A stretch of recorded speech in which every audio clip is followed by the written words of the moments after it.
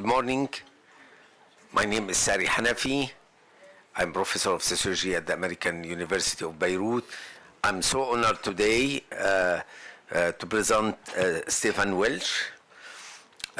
He is honorary fellow of the School of Governance and International Affairs in Durham University, where he was a lecturer in politics from 1993 to 2017. He previously worked at Ottovos Lorand University in Budapest and as well as in the University of Texas, Austin. Prior to that, he undertook undergraduate and graduate studies in Oxford University. He is famous for his three books: The Concept of Political Culture in 1993, The Theory of Political Culture in 2013, and in the same year he published his book Hyperdemocracy. So his teaching and research interests revolved around the Eastern European politics, US politics, democratic theory, and philosophy of social science.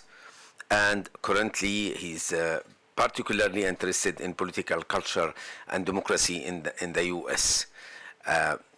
He will today talk about political culture research, conceptual problems, and research opportunities. Please join me in welcoming Professor Welch.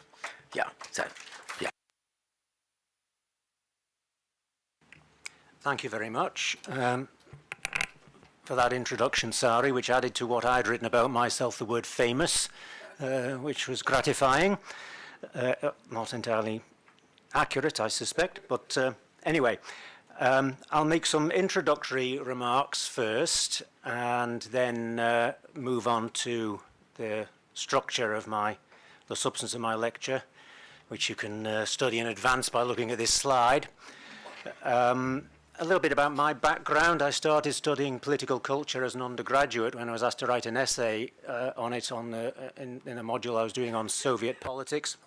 The teacher of that module course, as they would call them then, liked it so much that he said I should do a doctorate on the subject.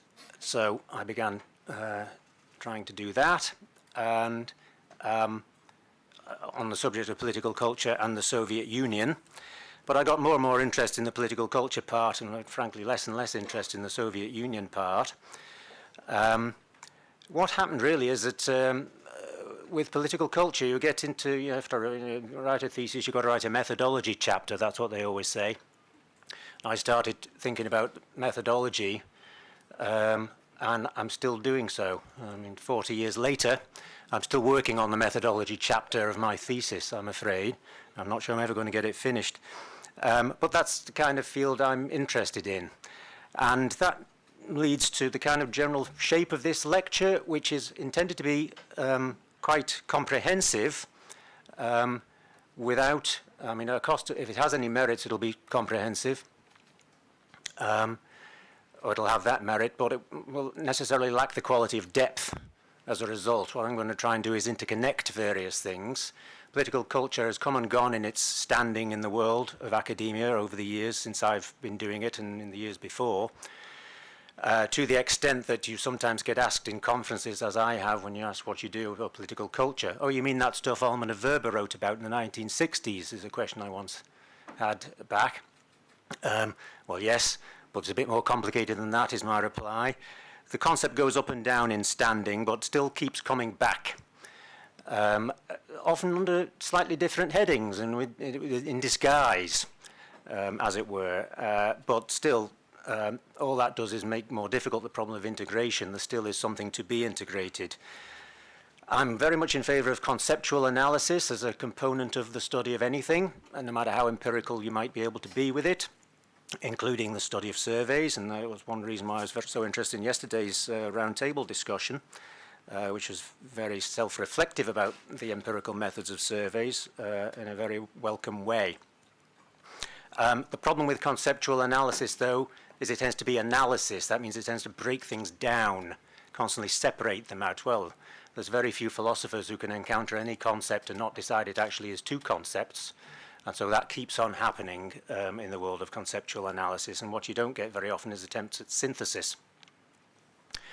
And in the field of political culture research, that's a particularly pressing issue, as indeed might even have been revealed by the activities of this winter school. Even in the period I've been here, I've noticed a wide, which is half of the total duration, the latter half, I've noticed a wide variety of things, and people have said one difficulty with the topic is forming some overall idea of it, and I agree that is a big difficulty. So some effort needs to be made to do that,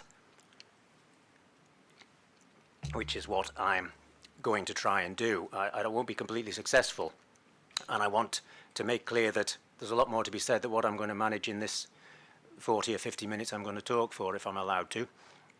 And I want to make it clear that you can come and ask me about any of these things I'm going to speak about later on. You can, of course, ask questions afterwards, but do feel free to come and address your questions or comments directly to me. I'm happy to go into a lot more depth about any of these things. I wouldn't have minded doing 6 hours of lectures on these 6 different topics. Well, I might have minded, but there's enough material anyway.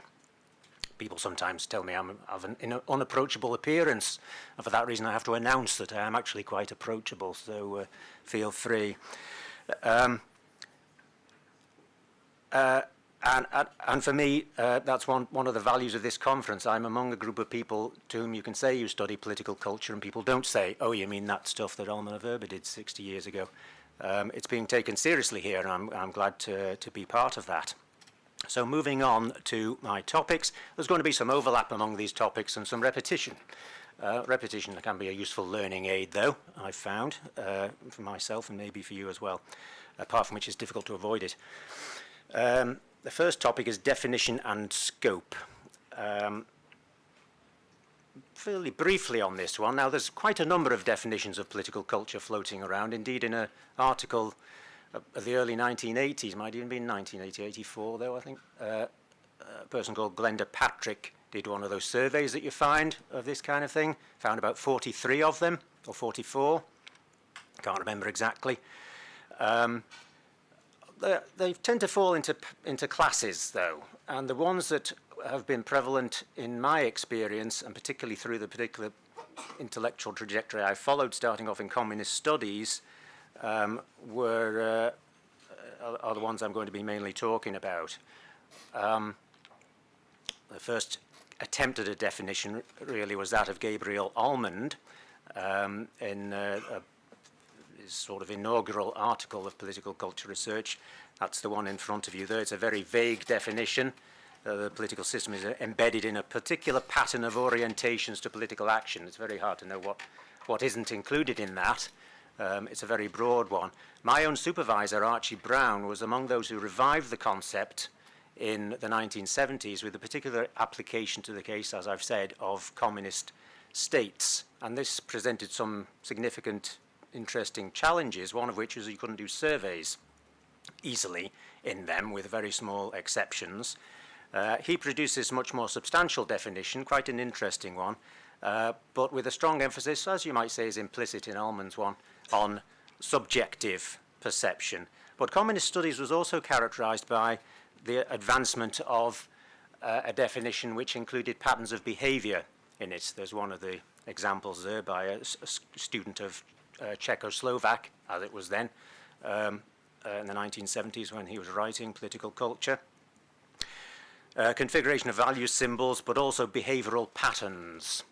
Now, this concept of behavioral patterns admits into the idea of political culture much more than Almond wanted to admit of the kind of anthropological heritage of the concept of culture.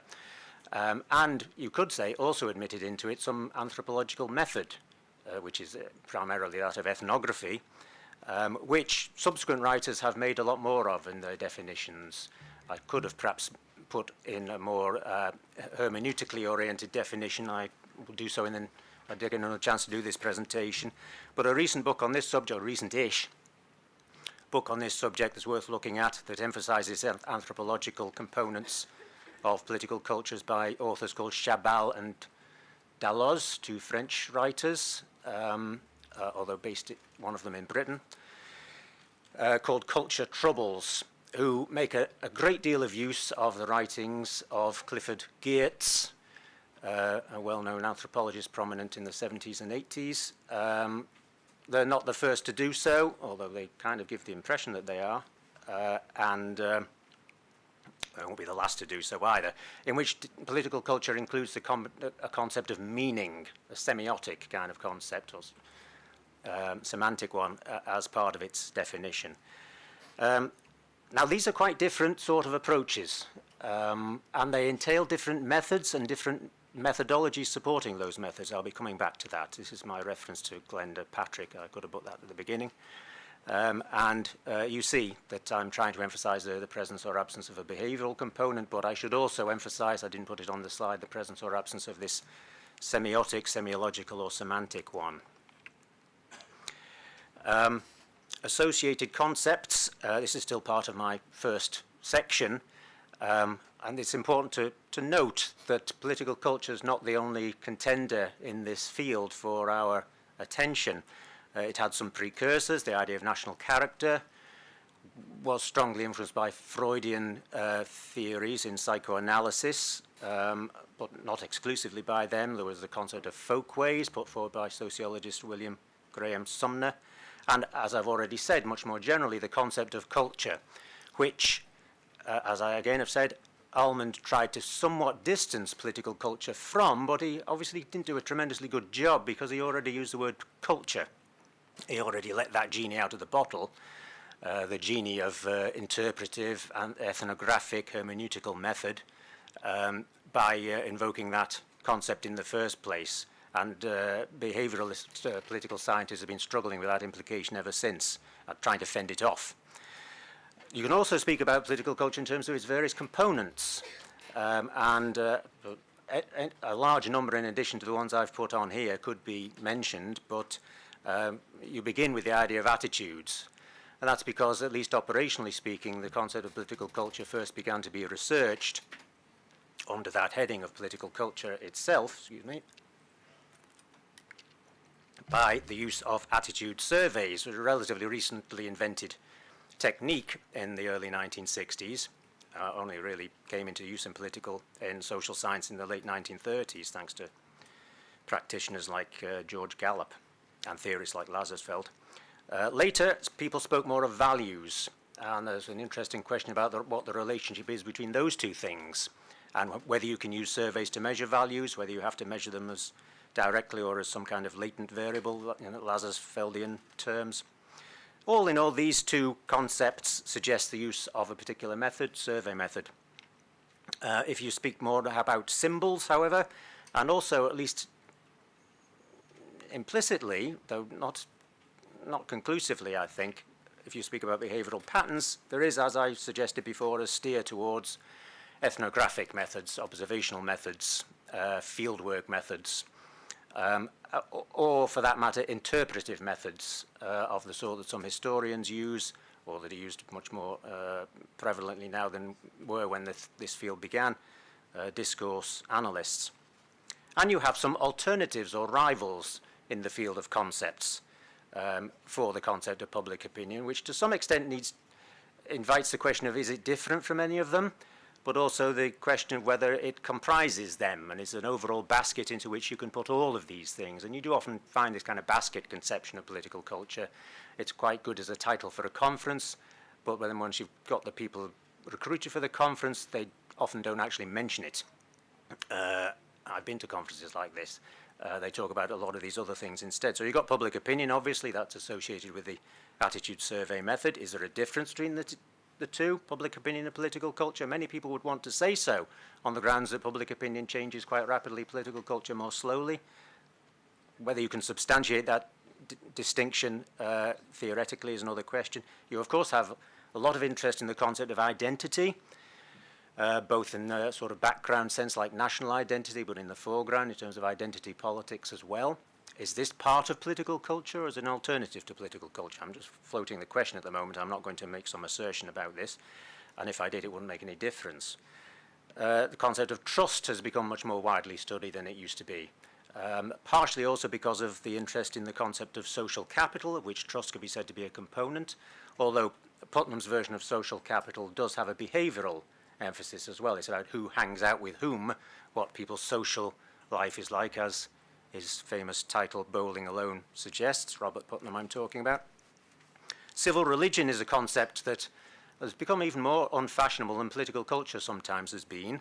It stems from Rousseau, of course, but it was revived in probably the 60s and 70s by Robert Bellah, famous author or co-author of a political culture study of the US called Habits of the Heart, a phrase he borrowed from Tocqueville, who can also be mentioned as an ancestor of political culture research. And then you have more kind of outre, kind of marginal and more critical conceptions that appear sometimes in the political science literature stemming from other areas of study, either political theory or social theory.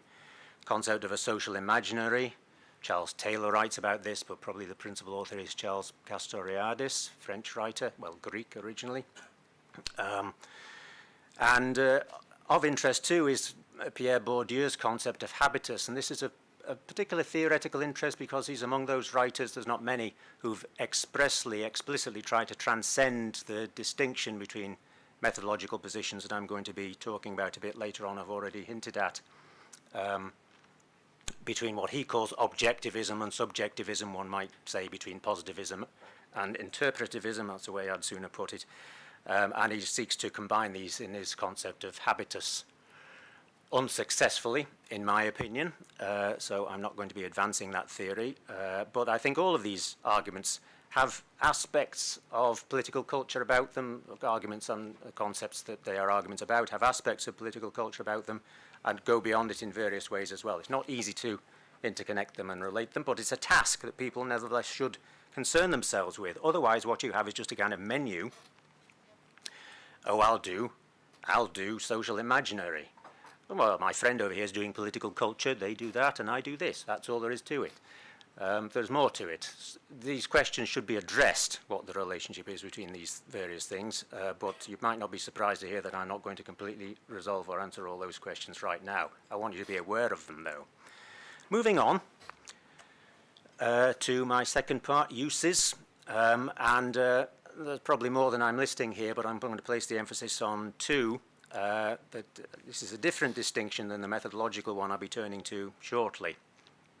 Comparative or sociological uses. I introduced this categorization in my first book on the subject, which was what my thesis became, called The Concept of Political Culture, and I was talking specifically about Alman and Werber's book, The Civic Culture, initially. Sorry, let's go back a bit. That contains both a comparative project and a sociological one, I would say. It's best known for its comparative conclusions, as to what kinds of political culture are best suited to democracy and what are ill-suited to democracies, with 5 countries being studied from that point of view. But there's a great deal of content in that book that's really about the distribution of culture within a society, political culture within a society, not between societies. Interesting material, and lots of work on political culture has subsequently followed without much acknowledgement of Alman and Werber, that particular line.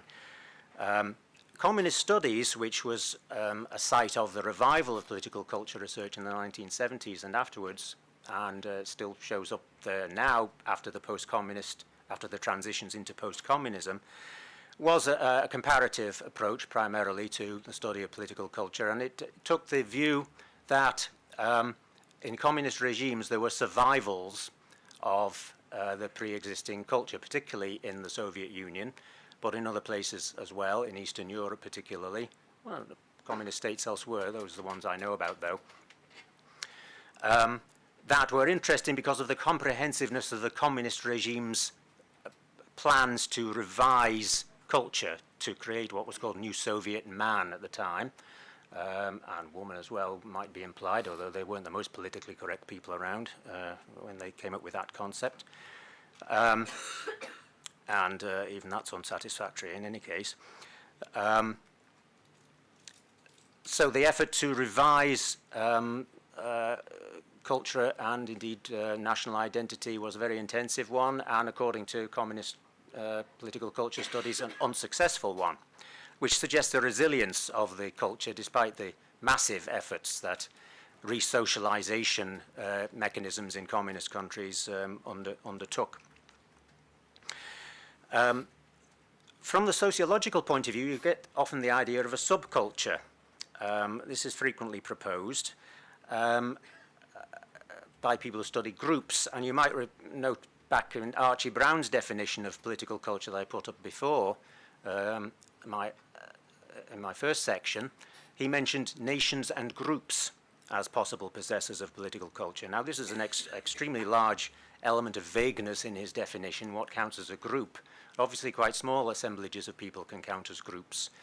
But if you have any conception at all that political culture represents some kind of integrated pattern of whatever it is it consists of, not just a random collection, but an integrated pattern, then the concept of a subculture is actually quite problematic. Because if a culture contains subcultures and these too have an integrated pattern, but they're distinct from each other, then one is inhibited somewhat from saying that the thing of which they are a component is also a culture. This, I think, fairly obvious problem with the idea of a subculture has never really been adequately addressed, because again you have this sort of menu approach to political culture research. I'll have that on the menu and I'll just have to work on that, and all these other things on the menu I don't need to concern myself with, is often the implicit method, and one that I'm trying to spent a lot of time trying to kind of argue against. I'm trying to argue against, as superficially as I may be doing it in this presentation. That's not to say that the phenomenon of subculture ought to be abolished, but it is to say that more work ought to be given to how it might relate to the concept of which it is supposedly a component. One such component would be, for instance, class culture. And there's a lot of writing on culture within class analysis, and indeed, to be more specific, within Marxian or Marxist analysis. You might think the two are antithetical, and a lot of people have assumed that, but Marx and Engels and subsequent Marxists, and particularly what are called cultural Marxists of the 20th century, originating probably with Lukács, but most notably perhaps Gramsci, and many followers of them, have paid a great deal of attention to class concepts of culture, as have just straightforwardly empirical social scientists who aren't Marxists. So that would be an example of a sociological use of the term.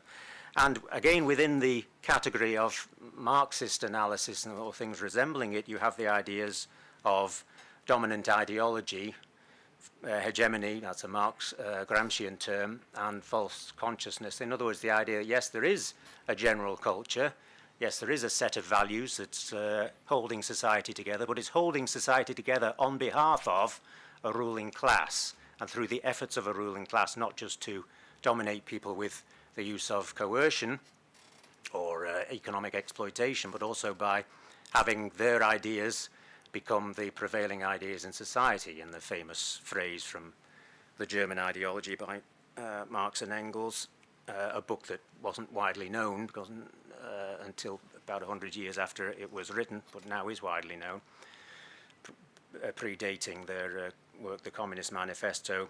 The ruling ideas are always those of the ruling class, was the slogan there. So this is again a concept of political culture in a way, but with a different inflection, attributing authorship of it to a particular section of the population and receivership of it to the remainder of the population. I'm moving on to what in my work I've taken to be probably the most important distinction one can draw among approaches to political culture, and that's in the heading of methodology and method. First of all, are method and methodology the same thing? No, I think. One's got ology after it, and what that means is it's the study of something and the study of method. Now, you do often find the words method and methodology being used interchangeably. What's your methodology, people ask, or have you written your methodology chapter? And if you're a PhD student, you'll have heard that. And what's meant is the word method. I would distinguish method from methodology, and indeed even the teaching of method. I think I would be inclined to call methods teaching rather than methodology. In my way of thinking, methodology invariably invokes some effort at justification of a method, not just finding out how to do it, or indeed doing it, which both fall under the heading of method. Methodology, in the sense I'm using the term, is really therefore a branch of philosophy. It's indeed part of the philosophy of science or the philosophy of social science, or indeed both of those. So that when people are asked to do a methodology chapter, if they take this instruction seriously, they're in for a difficult time if they've got to get it done in about 2 or 3 months, as is often the instruction that's handed out. And they realize they've actually got to not do that, not really study methodology, because people spend their whole life studying methodology and still don't reach an agreement upon it frequently. It's a branch, as I say, of philosophy. Well, this is a mistake I made. I did take it seriously, and that's why I'm still stuck in this methodology chapter, as I've explained at the beginning. And why I have difficulty when I tell people I study political culture when they ask the next question, which, not the one I've already mentioned, but actually a more common one, of which country are you the student of the political culture? And my answer, well, no, the theory of it, really, because I think not everyone needs to do methodology, but anyway, some people should, in the sense that I'm describing it. My writing has got a bit smaller here. Let me just see what I've written. So methodology involves justification, therefore, and is part of the philosophy of social science. I've already put that on screen. Broadly speaking, one can make a distinction between two approaches here. I won't belabor these because I'm sure you're familiar with them, but the positivistic, as I'm going to call it, sometimes called post-positivistic, sometimes called behavioralist, sometimes called post-behavioralist. These are rebranding exercises more than anything else, in my view. I've grouped them all under the heading of positivism, perhaps even more generally empiricism. And in the field of political culture research, they invoke or employ or deploy quantitative methods and attitude surveys and focus on the phenomena of attitudes and values. Now, I should say, in case anyone's acquainted with this, that on the side of sort of scientific approaches to the social sciences, using a conception of scientific that makes more sense in the English-speaking world than it does in some continental languages, where the corresponding terms are more broad, as in German, for example. But I'm speaking English, so I'm going to be using the assumptions associated with that language. People familiar with that might invoke an alternative sometimes presented to positivism called realism. I haven't put this on the slides because I don't really want to go into it, but some of you might know about it. It's sometimes called critical realism, or one variation on it is called that. It's supposedly an alternative to positivism that isn't interpretivism. That's just as scientific, supposedly, but doesn't commit all the numerous alleged errors of positivism. I don't think it works. I'm prepared to discuss that with anyone who wants to discuss it, and it's an interesting question, but I'm not going to go much into it in this talk beyond the sentences I'm now saying about it. I have written an article about it, though, if anyone wants to read that, explaining my position, which is an alternative to speaking to me about it, that you can find on academia.edu, like you can find a number of other my other publications, which are all either in very obscure places or very expensive to buy. So I'd advise you look there instead. Its principal rival then is not that, but interpretivism or hermeneutics, which incorporates practices such as ethnography in anthropology. Also is widely deployed in history, which often employs a narrative method, though of course there are scientific historians or survey-making historians, cliometricians and so on in the study of history as well. This divide occurs in all of the social sciences in one form or another, but it's perhaps most telling and pressing in the case of political culture research because of the history of it that I've already explained, and the genie that Ullmann admitted into the concept when he first defined it. And much more prevalent recently than when I started studying this is the study of discourse, strongly influenced, I think, most of all by Foucault, and giving rise to a kind of politicized form, a critical form of hermeneutical or interpretivist study. Now, attitudes and values feature in the first one, and there's problems associated with the concept of attitudes and values that I'm going to shortly go into, which are sometimes kind of dodged or avoided or ignored by the practitioners thereof, that mode.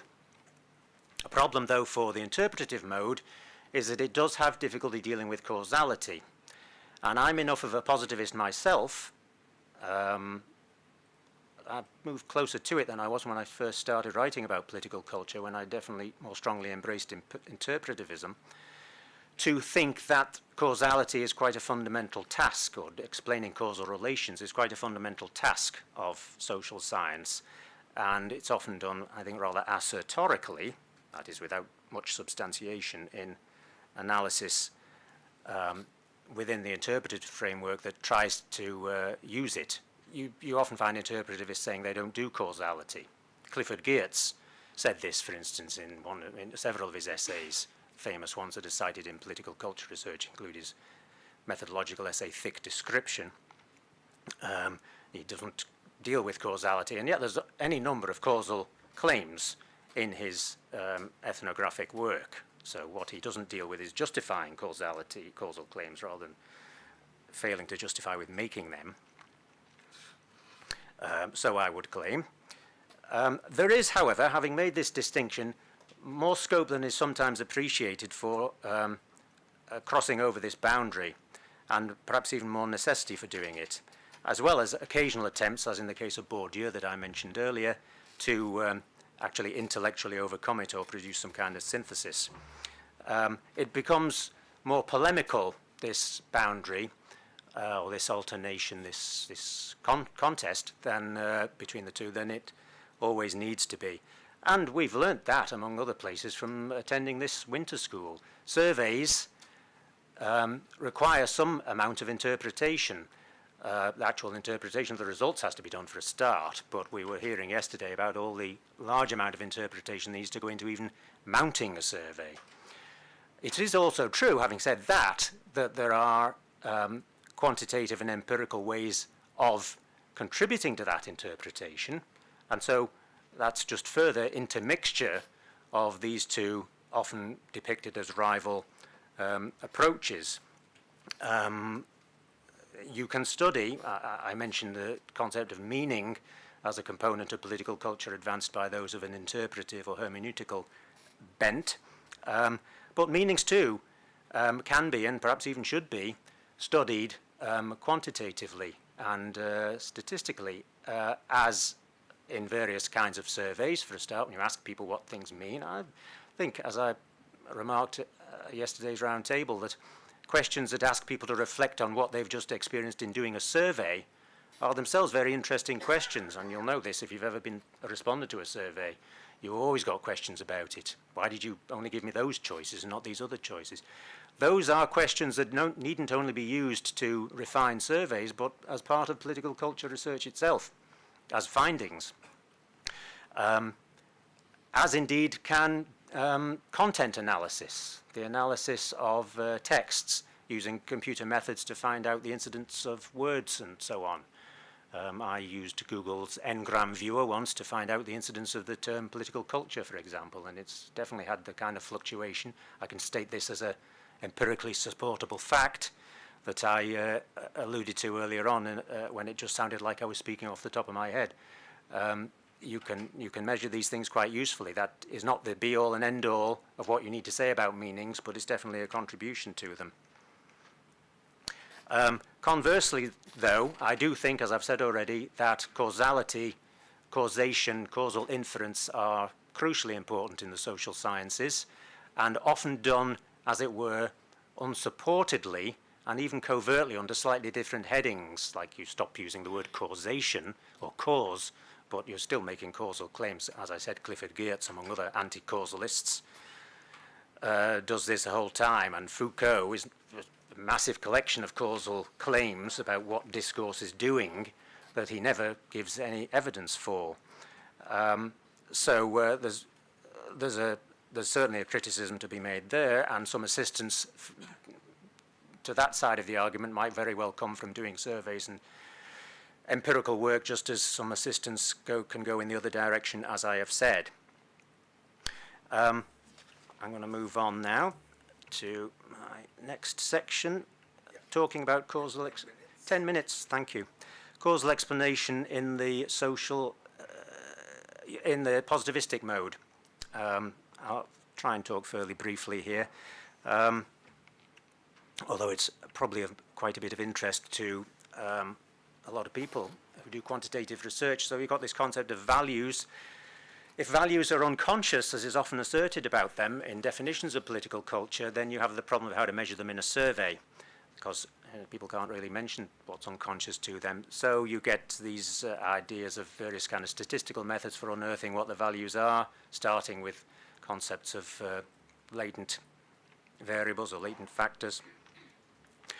The problem is that the study of values has yielded quite a few different frameworks for studying them, and they themselves have each yielded quite a few different accounts of what the possible range of values actually is. For instance, as program of work influenced by Ronald Inglehart, another by Milton Rokeach, another by Shalom Schwartz.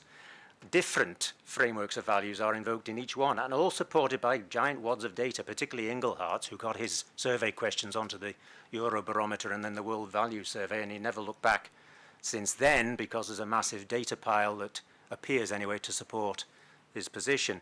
More fundamentally, though, there are some problems about what attitudes and indeed values actually are. There's an assumption that they relate in a very straightforward way to behavior. But there is a number of deep questions about this. It's a sort of rational model of people's behavior. They do what their values would make them do, or what their attitudes would make them do. They can infer their attitudes easily from their values and infer from the attitudes what their behavior should be. There are a number of problems with this. No, I'm not saying they're not solvable, but they complicate the question altogether. Phenomena that psychologists study, like cognitive dissonance. That's a process by which people's attitudes get changed by commitments that they've already made through a process they're not really conscious of. You have all the problems with the survey response that have been discussed already: priming issues, question order, demand characteristics, whether the person asking the question has got a white coat on or not, or looks like a scientist, makes a difference. You can change people's responses to questions to stimuli they're getting by making them nod their heads up and down while they're listening to a message. They'll agree with it more if they do that, and disagree with it if they're shaking their heads, and so on. Some of these can be addressed, as we were hearing a couple of days ago, by techniques within surveys. I'm not sure that all of them can, and it is also the case that people who do surveys have been telling us since surveys were first invented that we've finally got it right now. All these errors have been eliminated. I'm not entirely convinced. But in any case, using surveys themselves, you can find out all sorts of interesting things, like, for instance, Elizabeth Noel Newman's spiral of silence theory, which says that people's expression of attitudes, possibly even their possession of them, is influenced by what's going on around them, among other people expressing or not expressing them, which would suggest a kind of tipping point kind of model of attitude change rather than the one that's normally employed. And the set of theories I'm most interested in have become quite prevalent in psychology, dual process theories. Jonathan Haidt is one of the more well-known proponents of these. I made more use of myself of a writer called Timothy Wilson and his research associates. Professor Khalil has disagreed with my contention that Kahneman and Tversky and behavioral economics is also an expression of these ideas, and Kahneman's book Thinking Fast and Slow would be the example there, and since I haven't yet read his articles that he said I should read, I cannot say whether I entirely agree with that or not, so for now I'm going to mention that too. This is a widespread tendency then, and dual process theories say that there are two modes of thinking: rapid response, which people can't really easily articulate verbally, and more considered response, which they can articulate verbally, which isn't always what motivates their actual behavior. This is of considerable interest for reasons I'll go on to discuss in the next section, but at any rate, definitely complicates what we understand by an attitude. If there is anything in these findings, it's also true that social psychology has suffered something of a crisis called the verification crisis in recent years, which has made some people decide they don't have to pay any attention to it. I think you do. If you're going to employ attitudes and values, you have to have a theory of attitudes, and this is one ways in which that becomes a more complicated thing. Moving on, I may not get fully to section 6, but we'll see how it goes, and we can discuss that in questions if that's preferable to my simply droning on. Anyway, section 5, dynamics of political culture. So I've spoken about causal explanation, which is the use of attitudes and values principally to explain people's behavior, in other words, to explain the political life of a country. But there's also the question of how political culture itself changes and what might cause it to change. Generally speaking, the assumption has been, in both interpretive and positivistic work, of the stability of political culture, that it explains how things don't change so quickly, for instance, as quickly as the leadership of the Communist Party of the Soviet Union wanted them to change in that country after they took power, to refer back to the example I've already spoken of before. But of course, it's foolish to say political culture never changes, and no one has ever said that, by the way, despite sometimes being accused of saying that. You've got various theories of long-term change, which political culture can readily embrace, and the most obvious one of these is modernization theory and its companion, secularization theory. Much bashed about and criticized in recent decades, but still standing, I would say, and still being supported by data harvests of various kinds. I attended a talk the other day in Durham on secularization in various Middle Eastern countries, which was strongly advancing statistical evidence of that it's still underway. In countries like Iran and Turkey, where in the Middle East it kind of originated. A user of this, I'll come back to that in a second. You have the idea of attitude stability at the individual level as part of your theory of how political culture changes, which is called socialization theory. There's plenty of evidence in support of this, but also some problems with it. Inglehart is a prime user of this idea of socialization theory and thinks that there's a formative period that people go through in which the economic circumstances they experience during that period determine their outlook on politics thereafter, and they become post-materialists if they've grown up in conditions of so-called formative security. How many minutes now? Sorry, might I ask? Three. Thanks.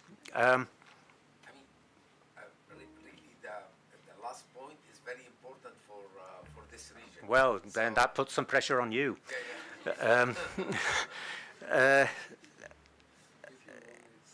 Yeah, thanks. We'll see how it goes. He's got this theory of post-materialism. It's problematic because he's also got a theory of long-term cultural background and a short-term theory that he's more recently been promoting until he very sadly died, called backlash.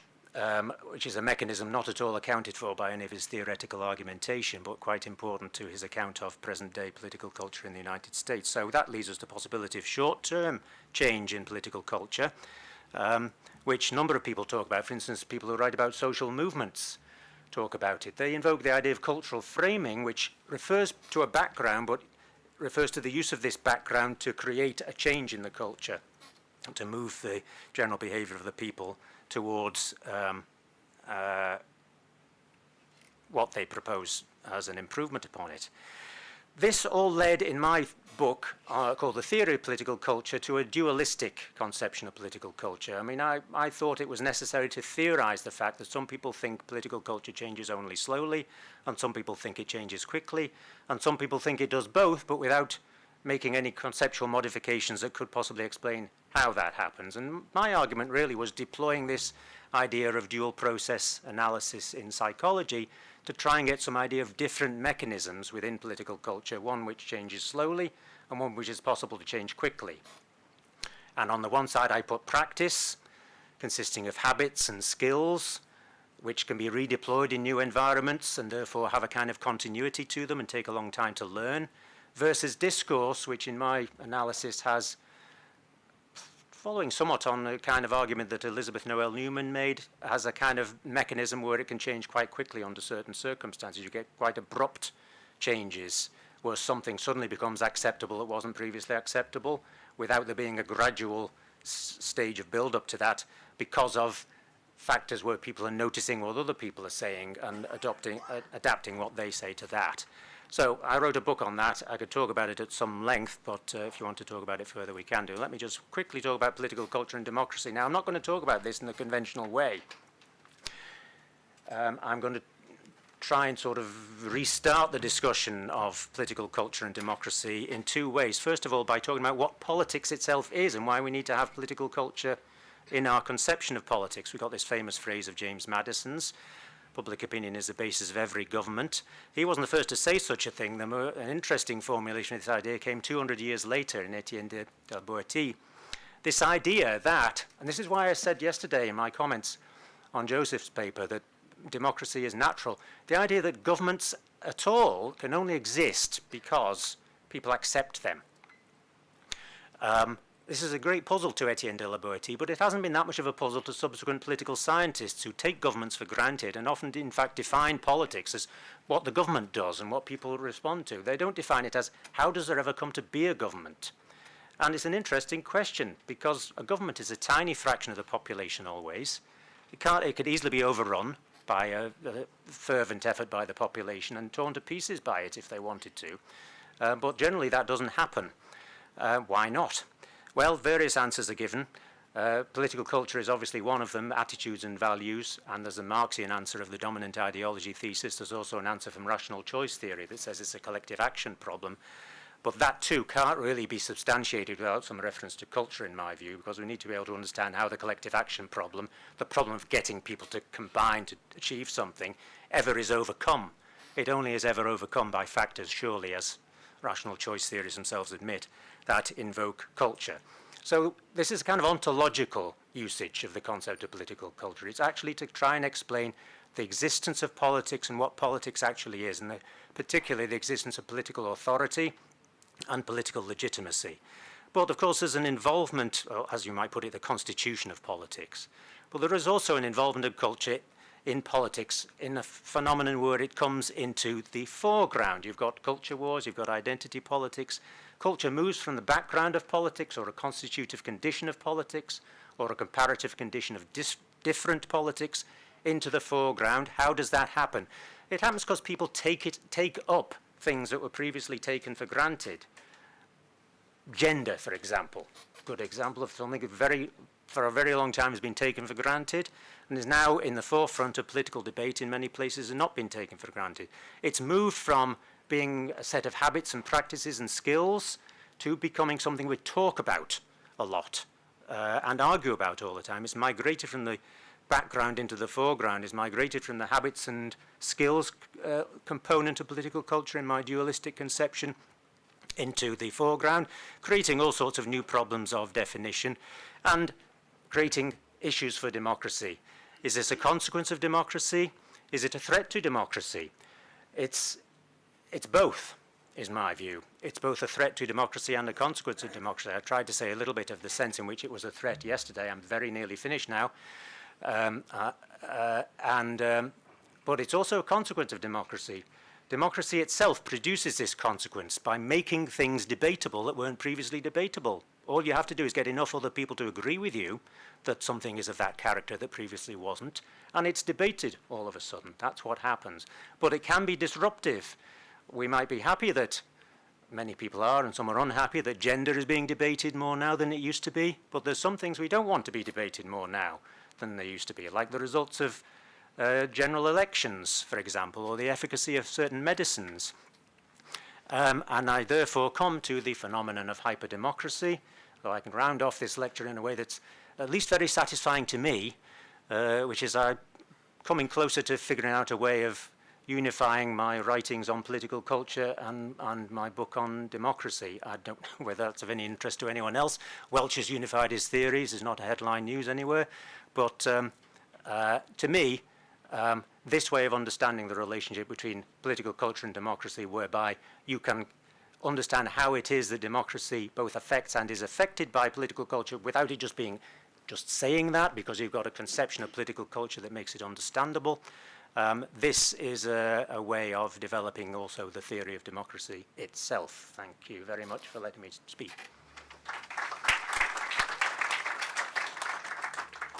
Thank you so much, Stephen, for this thought-provoking talk. And actually, I'm glad that it come in the end of our, almost in the end, still tomorrow, of our winter school, because it's really a kind of a wrap-up many discussions we have here, and put our school of thought and discussion into categories, and whether we are positivist or interpretative, and so on. Because I talk about the winter school before giving the floor to you, just to remind you that tomorrow is the last day. So the concluding remark of this winter school will be after the third session tomorrow, so around 3 p.m. So by this note, I open the floor to discussion. Of course, I will start by Ilyas. I hope you will defend critical realism. I mean, this is why I give you the floor first. Okay? Actually, I'm hungry to know what his view on realism to start with, but he has, you have given a lot of thoughts and a lot of a great survey of really modern political and social thought. I'm curious that 2 or 3 words that have not appeared is the question of law and constitutions, what politics is. So really, what is exactly, how do you feel? Although it is obvious that the word culture is a portmanteau, and Clifford Geertz got tired of that term himself in the 70s and urged that it should be expunged from social theory. But saying this, since you are talking about political culture, how is it related to formal laws and legal practices, the Constitution? I would like to know your thought on that. Thank you. Next. Okay, I have to speak up because this doesn't work. Okay. Thank you so much for this very interesting presentation. I think I really like the diversity of frameworks and theories you brought, and I have a question on a particular literature you brought up. So a lot of the theories and models we find in let's say political science, political psychology, and social psychology. Some of them you mentioned, Jonathan Haidt, Jerzy Graham. They have been mainly tested and replicated in what we call weird contexts, Western, educated, industrialized, rich, and democratic countries. And I'm wondering, how can we, if I'm studying the region, let's say the MENA region, how can I theorize and make my model, for example, about the nature and structure of values, if a lot of what I read, a lot of what I'm influenced by is actually stemming from this very narrow Western background. So I would like to hear your thoughts about that. Thank you. Raja Bahlul. Okay, thank you, Professor Welch. Thought-provoking lecture, as Sarah said. What I would like to ask you about is your thoughts about the relationship between causal explanations and interpretive explanations. Myself, I am a causalist, but I'm not inclined to think that the 2 methods of explanation are necessarily incompatible. When I think about the subject, I have in mind people like, you may have heard of some of them, Donald Davidson, who thinks about reasons as being causes. His well-known articles is as reasons as and causes. Another one is your compatriot. I don't know whether you've heard of him. He's not terribly well-known in the philosophy, but his name is John Heinemann from Oxford. I always remember a particular example or illustration which he gave of to illustrate the compatibility between these two methods of going about explaining a social phenomena. The explanation, the example which you people may find entertaining is brief, and it goes like this. Suppose somebody pays his debt, a debt which he owes.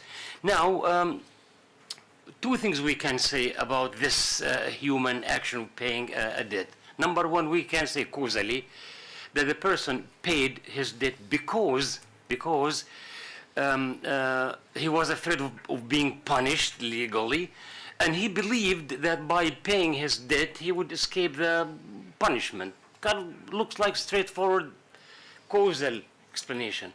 But you can say also equally validly that he paid his debt with the aim or with the goal or purpose of avoiding punishment, and in the belief that doing so would give it. So in this case, it seems to me that the two explanations really are not greatly different. One of them uses interpretivist language of goal, aim, blah, blah, blah, and the other uses causes. So the idea is that causal explanations are not necessarily incompatible with interpretive explanations, because the ideas or the concepts which we use in our causal explanations, they can involve reference to culture, goal, plan, etc. So what are your thoughts about reconciliation? Thank you. Thank you. Abdul Wahab Al-Afandi. Thank you very much, Stephen. I vouch for the fact that Stephen is approachable, because I spoke to him at length yesterday about some clarifications of my citation of his work. Now, I think if I would like to make my questions in one question, the problem with political culture discourse, not to say theory, is that it does put culture as a causal explanation. That in Almond and Verber's thesis, that there is a civic culture which is hospitable to democracy.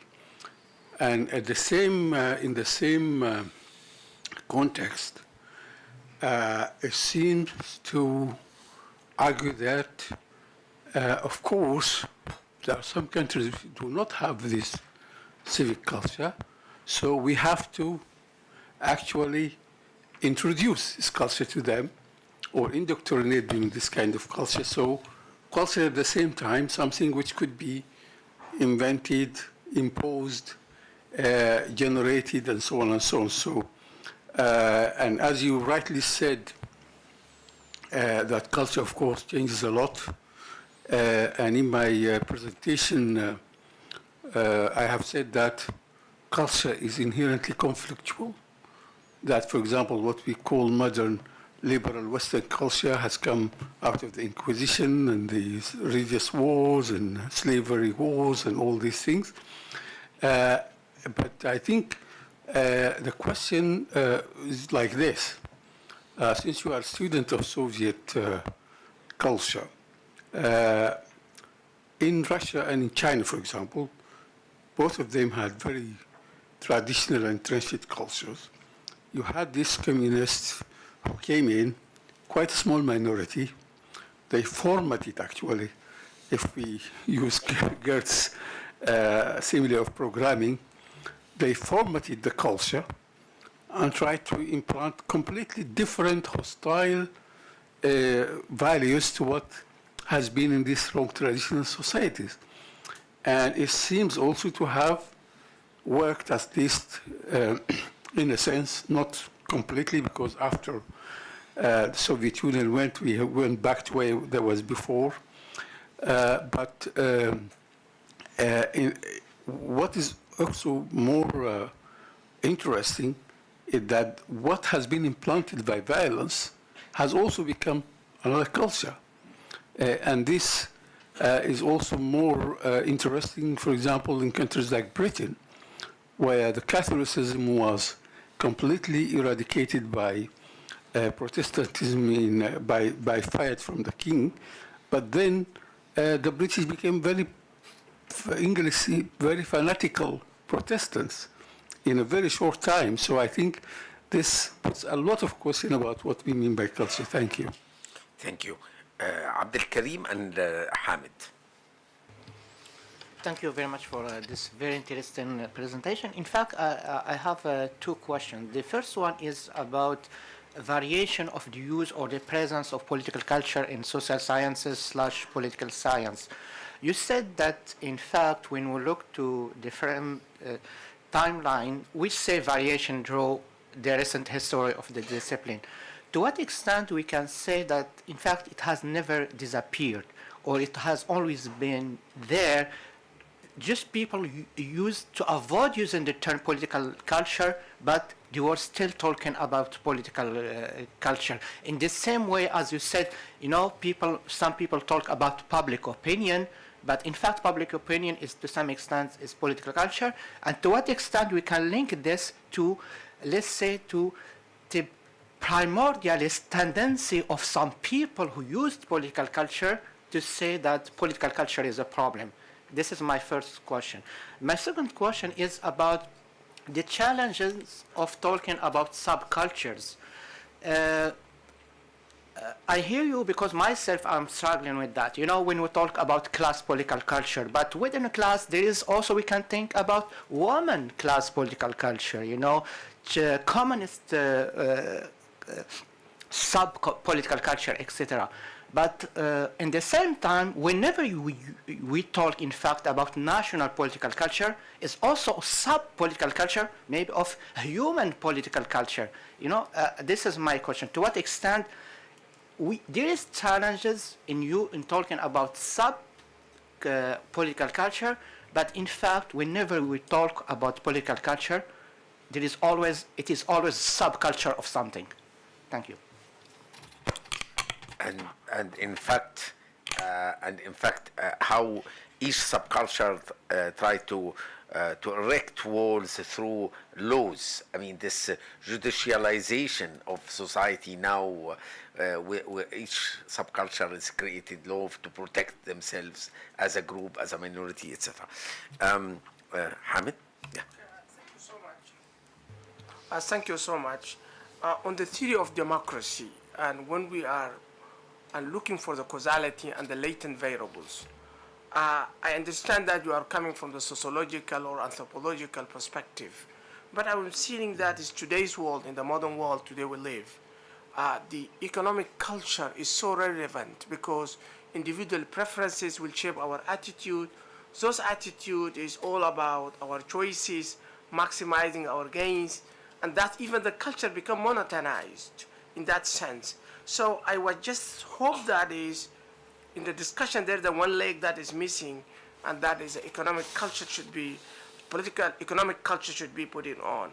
The other one that is a very small point that I was looking from the Robert Putnam arguments, you talk about the social capital. It's true that Robert Putnam is showing that is how the democracy works in the experience of Italy, South versus North Italy, North developed, South is underdeveloped, or the American experience of bowling alleys. We bowl together now, and that was a very famous quotation, and he was invited to the White House by Bill Clinton to explain that idea. So by taking, you are breaking the trust out of the social capital, saying social capital and the trust. But without the trust, social capital doesn't work. There's no social capital without trust. So breaking that, once, do you think that you are making too thin? Last question. Okay, so go ahead. Last two questions. Go ahead, please.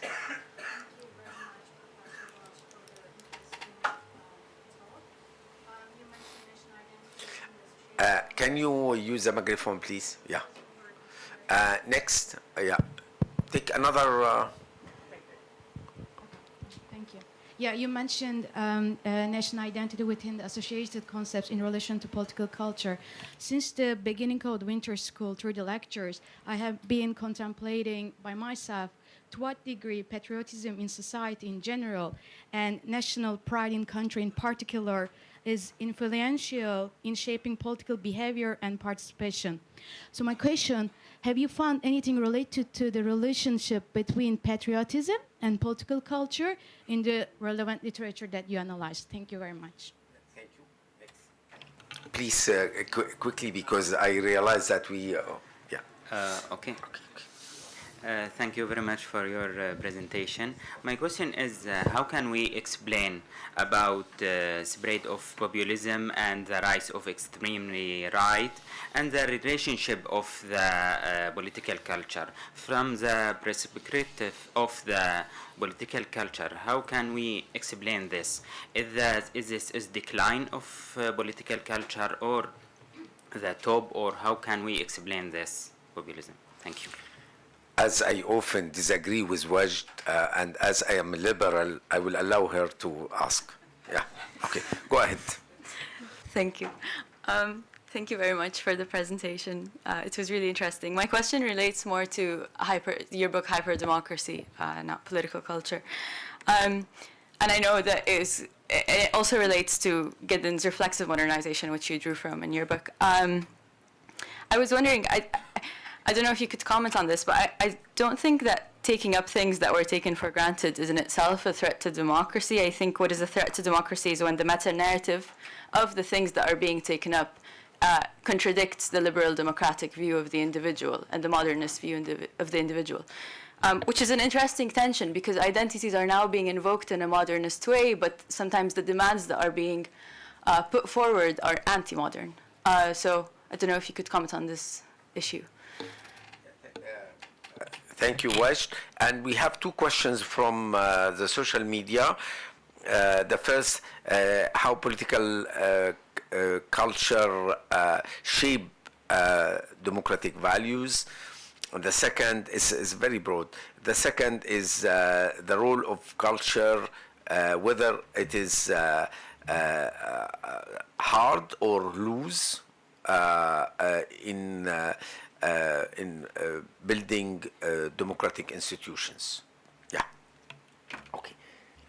All this in 2 minutes. No, I'm joking. We will. You will be all punished by coffee. No coffee today. Okay, go ahead. Okay, thanks, but you're making me the instrument of the punishment, aren't you? Thank you for those questions. Interesting ones, not all easy to answer by any means. Elias, well, you began by saying you wanted me to say something about realism, but that might be going beyond my time frame if I did that. I do think that realism has a theory of causation that makes causal imputations with inadequate evidence. That fundamentally is my objection to it. I'm thinking especially of critical realism. That's definitely a topic for another talk, or perhaps a conversation, if you want to have one, and with you as well, Sarah, if you like. But I have written an essay explaining my views about that. Not that I'm not also critical of positivism. Your main question, though, was about law and constitutionality and its relationship to political culture. Well,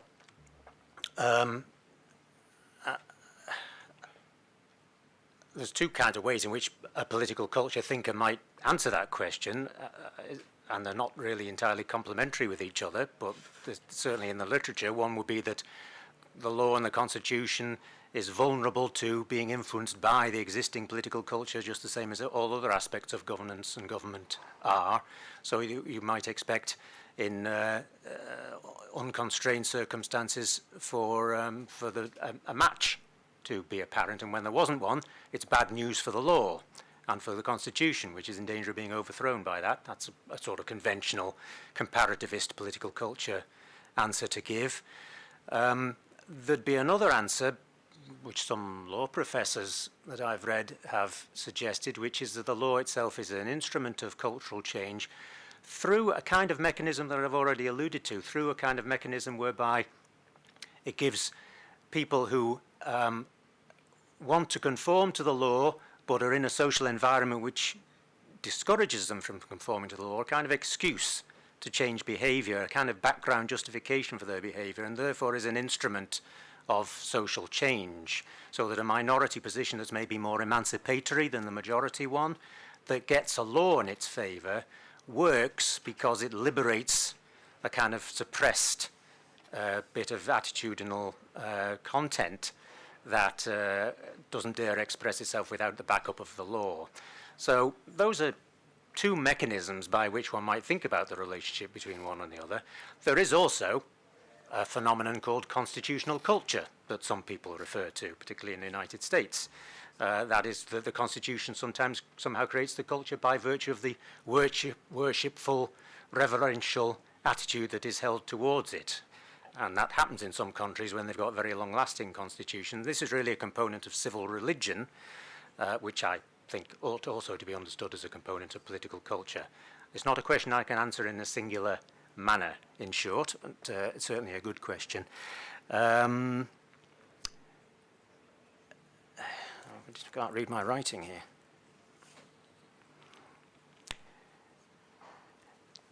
Yeah, your question, wasn't it? So it was about The region, actually, how different contexts. Yes, how Yeah. you do social, Yeah. how you do social psychology in different contexts. Well, Jonathan Haidt's book is interesting because the first part lays out his dualistic theory of attitudes, and the second and third part is really an expression of cultural psychology.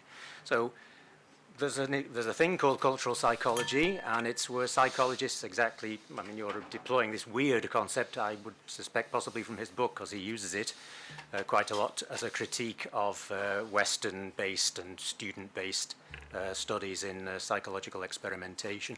Well, it's not much different to the kind of techniques that would be used if you want to do an attitude survey in this country to measure some of the things that Alman and Verber studied. You have to find out what questions are going to be meaningful in that country. And really what cultural psychology is a kind of elaborated version of, there's kind of steps which are regarded as quite preliminary in various kinds of quantitative and survey-based analysis. And you have to go and find out what's going on in the country, what people think. And one way of doing that, or one contribution to a more general way of doing it, would be to do surveys. You can do focus groups or that kind of thing. Of course, you can just be an interpretivist and say, I know this culture very well, I've lived here all this time and I speak the language and this is the history, as was a typical mode of cultural analysis under the framework of area studies, and try doing it that way, though that's become somewhat discredited. But in any case, psychologists themselves do this. There is a branch of it called social psychology. The big problem is to try and reconcile it theoretically with the other things I'm talking about, you know, which takes priority. I think you always have to look at the context. I think that's fair enough. And the question then is what methods you use to look at it, and they can certainly be empirical ones. It just complicates the whole process. But it's all work that needs to be done. Professor Mahmood, was it, who asked about causation. Did I get his name right? Bahloul, Raja Bahloul. Bahloul, right. I don't know this John Hyman, but that's an interesting point. Now, I don't think one does have to make a stark division between causal explanation and interpretation. I think one can, in many cases, combine them, as Weber also did. I mean, that's a sort of Weberian example that you gave, that he had given. Yes, reasons as causes. Well, you know, there's some who say reasons are causes, and some, like McIntyre, who say the reasons aren't causes. This is a debated question at a more theoretical level. My problem arises when you get interpretivists making causal claims that are really just interpretations. You know, that's not necessarily legitimate. It may be in some cases. So I don't want to deny the cases that you've mentioned, but they shouldn't necessarily be used as a paradigm for all possible explanatory conditions. And I'll go back to the case of Foucault. He has an analysis of discourse, for instance, penological discourse in Discipline and Punish, which he says is not what has been made out to be, a kind of liberal, emancipatory discourse of how to improve conditions in prisons, but in fact a much better form of repression than had hitherto been invented, and it serves to bring about repressive political effects. Now, perhaps it does, but he never tells you how it does. And it's as it were, a macro interpretation of the whole of this discourse, and he's interpreting it. His interpretation of it is that it does this. Now, it has this effect. Now, it seems to me that's illegitimate, that an interpretation can't itself just establish the causal relation, because there's far fewer constraints on interpretation than there are on causal relations. The amount of evidence you have to give is much less if you're using a macro causal explanation like that. So I think that kind of thing is problematic, but it is not by any means an attempt to argue against interpretive elements in any explanation. They certainly exist, and I don't favour this kind of polemical opposition between the two. And there are many cases, such as the one you mentioned, in which you don't need to make any distinction at all. Just as there are many cases where you don't need to make the famous fact-value distinction, but they're both implicit in a single statement. That often happens. It doesn't follow from that that no distinction can ever be made. And that's what I also would say about interpretation and causation. Abdul Wahab, I think yours was the next question. So communist countries and the use of indoctrination to create changes in political culture, but in fact, the kind of my first contact with political culture research was, as I've said, in the Communist Party state context, and they did find, by a sort of behavioural analysis, but occasionally by the opportunity to do surveys, as arose, for instance, in the Prague Spring in Czechoslovakia in 1968, where there was, among other less notable things that happened, people started doing a lot of social science surveys. A lot of it didn't stick, it wasn't effective. Lots of things changed and some things didn't change. It's an interesting question what changed and what didn't. Now, with the success of the Soviet Union, I would say also the success of the Chinese regime that now exists, is in radically changing social structure and social positions that people could occupy, essentially by abolishing the phenomenon of peasantry. This was done extremely painfully by Stalin, and less painfully by his successors, and quite painfully also by Mao, less painfully by his successors. These are socio-economic structural changes that bring about modernization of the social structure, and that in turn causes political cultural change, because it's a kind of forced modernization. That's a mechanism that works, because attacking culture directly as a set of attitudes that you need to change, for instance through the education system or a large propaganda apparatus, doesn't seem to work so well. Those aspects weren't changed very well. They were trying to create new Soviet man, as it was called, which would, among other things, be a staunch supporter of the CPSU, Soviet Communist Party, for decades without achieving that, as the extremely rapid collapse of the Soviet Union indicated. And in any case, there were lots of features of Stalinism that were, you didn't have to wait till the collapse of communism to see echoes of Tsarism in Russian politics. There were plenty of them under Stalin. So some things can get changed and some can't, and I would certainly not exclude socioeconomic factors as a component in that process, because I would embrace modernization theory, and forced modernization brings about modernization. Just to comment on Professor Tang's talk about China that occurred to me. The Chinese regime are keen followers. Is Professor Tang here? I don't know. Keen followers of Samuel Huntington, it seems to me, because they've read his book Political Order in Changing Societies, which is all about how if you prematurely democratize, you won't be able to conduct the modernization of society very well. And so they've done it the other way around. I don't think that gives wholesome results for democracy myself, but it certainly can bring about change in the political culture. So which parts of it have changed and what mechanisms were used to effect that change and which parts didn't change and what was resisted by the political culture, that tells you something more about what the dynamics of political culture are.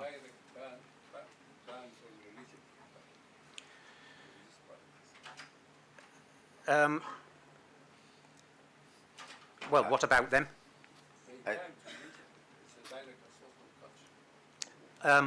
Well, that's also, yes, but culture in the sense of practices rather than attitudes. I mean, yes, you could certainly stop people doing certain things.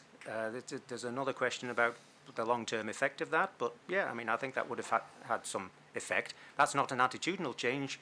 You've got a set of behaviours there you can work on that might bring about the attitudinal change. I mean, that again suggests that you need to look at certain components rather than the culture as if it were undifferentiated. I think there are changeable bits and less changeable bits. We need really 5 minutes to wrap up everything. Yeah. Because, Well, I've only got two or three more to go, so Yeah. I'll see what I can do. If you can Answer more quickly, Yeah. and people won't follow up with further questions. Abdul Karim, thank you for your question. Yes, I agree. Political culture's always been there. It's been rebranded a number of times or avoided by different concepts. I certainly agree with that, and that means that discussions like this need to occur, even if it's in one of its phases of relative disapproval.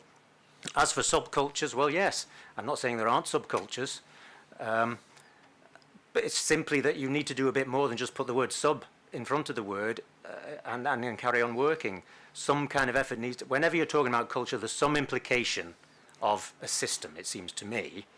The anthropological concept brings that with it, some kind of whole.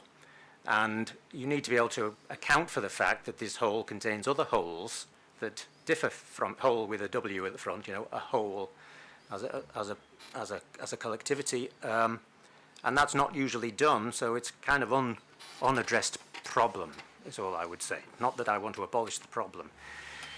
What was the next question? By Hamid, was it? Hamid. Right. Yes. Well, economic culture itself gets defined in various ways. So there's a branch of economics that looks at culture as a background for economics and says certain policy frameworks can't be imposed in certain countries because of the economic cultural background. It's rather a recessive component of economic analysis, but it is there. That's one way of understanding it. But I think your suggestion was that the economy itself is creating a culture modelled after itself. Well, I agree.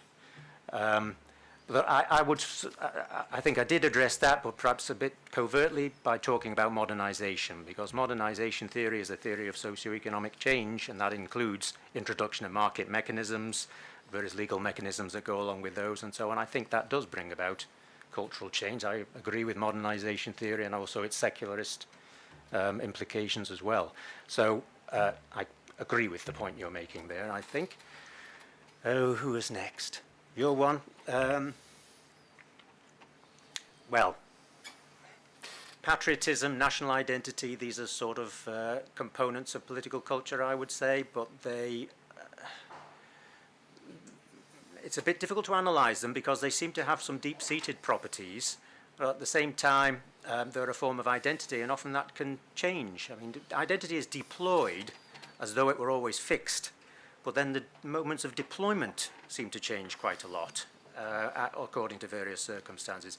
The true answer is, it gets mentioned in political culture theory quite a lot. I got a chapter on national identity in my first book on the subject, which also adopts a dualistic view of it, by the way. That was the start of my thinking along those lines, which says that there's sort of nominal national identity, but also kind of social manifestation of national identity. They're two different things, and they can change in different ways. But I would say the answer to your question is no, there's not much really good literature on that. Is your question next? The rise of the extreme right. I mean, I would try, if I had more time, I'd try to understand this in terms of the sort of hyper-democracy theory that I was talking about. Generally, the extreme right, well, often the extreme right involves kind of religious revivalism, and that suggests a possibility of some kind of long-term cultural origin, but I'm persuaded myself more by the theory that revivalism normally is a response to current circumstances and normally involves some kind of significant revision of what it's a revival of. I'm speaking primarily of fundamentalism in the United States here, but I wouldn't be surprised if one could make this argument elsewhere as well, in which case one is talking about something that has a place to be found within modernization theory, though one has to accept that with modernization there's always backlash and, you know, fallbacks as well as advances. So early modernization theory didn't accept that. You need a more differentiated form. I'm sorry for the rapidity of this answer to that very interesting question. Your one, there was two questions if I remember rightly. Taken for granted things, making taken for granted things less taken for granted is not always a threat to democracy. I certainly think so, and it often advances democracy because it's emancipatory.